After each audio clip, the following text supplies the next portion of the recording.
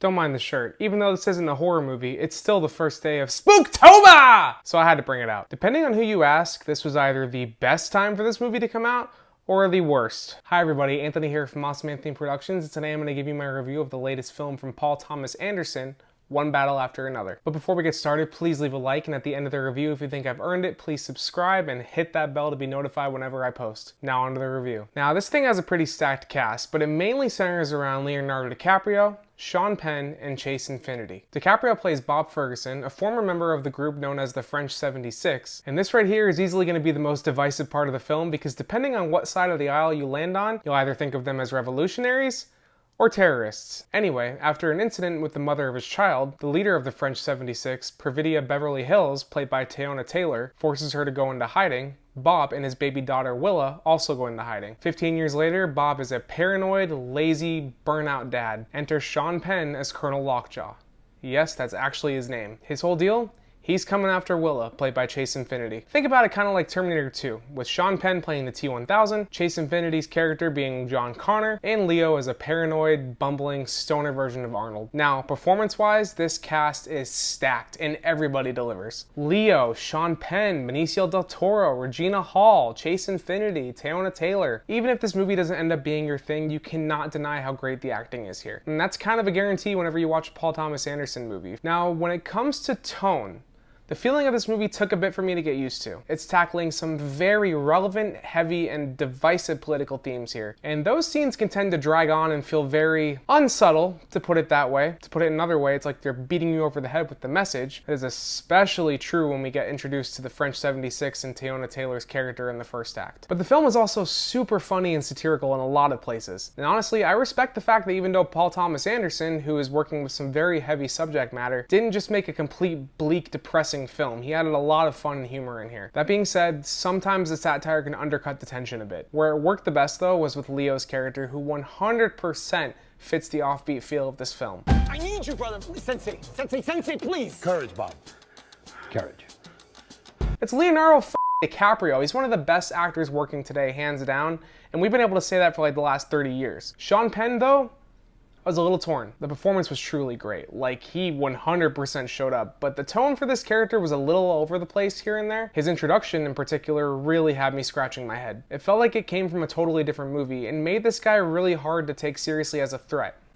At first. But when Penn gets intense, he is truly scary. There's a reason I compared him to Robert Patrick's T-1000. Colonel Lockjaw is an unstoppable force of nature, and when this dude has got you or your family in his sights, it's terrifying. Now, in terms of the newcomer here, Chase Infinity definitely deserves a shout out because she's excellent, especially considering how new she is to acting. She brings a ton of heart, funny banter, and actually a lot of stoicism to the role. And there's a few points where she depicts the fear and trauma of what this 16-year-old girl is going through so realistically. It honestly gave me chills. And then there's Benicio del Toro. He doesn't get a ton of screen time, but when he does, he absolutely steals the show, and his character actually made me laugh out loud a few times. The problem here really comes down to that first act. It feels both rushed and dragged out at the same time, which is a very weird combo. Like, the movie's trying to speed through some development and exposition for all these characters, but it had a bit of a hard time finding its footing to get there. Once it does though, specifically after the movie jumps ahead 15 years, it hits its stride and keeps a strong momentum going to the very end. I was on the edge of my seat for the last like 45 minutes. Plus, the production values here. Shooting on location for this was absolutely the move. And when being combined with shot on film, whew, baby, this movie is crisp. I saw it in IMAX and that was just a beautiful experience, making even the dingiest of locations an absolute beauty to view on the big screen. Anderson and his team really know how to work the camera too. We'll go from expansive wides that really capture the feel of, say, an immigration facility, to close-ups during some particularly intense scenes that really show you the tension between the characters, along with extremely claustrophobic camera work when Leo has to escape through a self-made tunnel. And there's an extended car chase towards the end here that uses the natural terrain to its advantage. That whole sequence was worth the price of admission alone. This movie's just shot in a very grounded way. It almost gives the whole thing a very documentary feel that really levels you and draws you in. I also have to shout out Johnny Greenwood's score. He scored nearly all of Anderson's films, and it just seems like he's been getting more and more nuanced with each new one, with here especially being focused on his typical combination of piano and strings, but with more epic, intense numbers that really fit perfectly into the spots where they're used. Now, about the hype surrounding this movie. I don't really trust Rotten Tomatoes on a good day, but everywhere I looked, all I could see were 5-star, star, 2 thumbs up, raving reviews for this movie. So I went in expecting to be truly changed by this film. And for the first hour,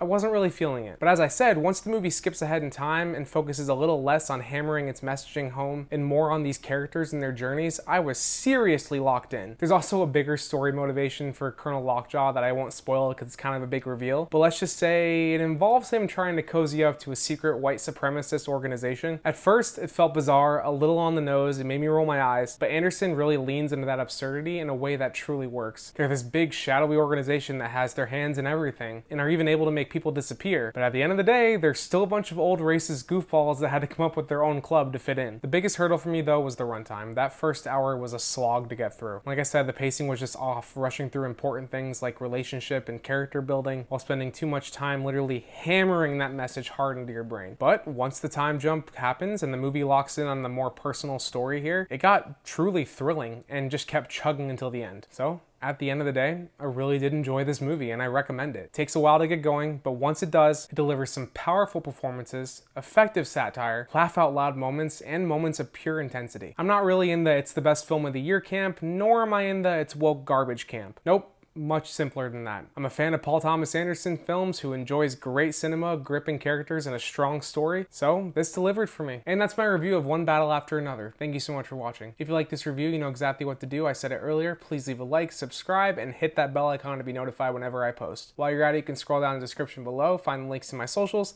leave a comment, let me know if you saw this movie and what you thought. And if you want more of my content, you can click or tap on these cards right here. I'll take you to my review of him or just over to my channel where you can check out the rest of my reviews. Thanks for watching, everybody, and I will see you next time for something a little different, followed by my review of The Strangers Chapter 2.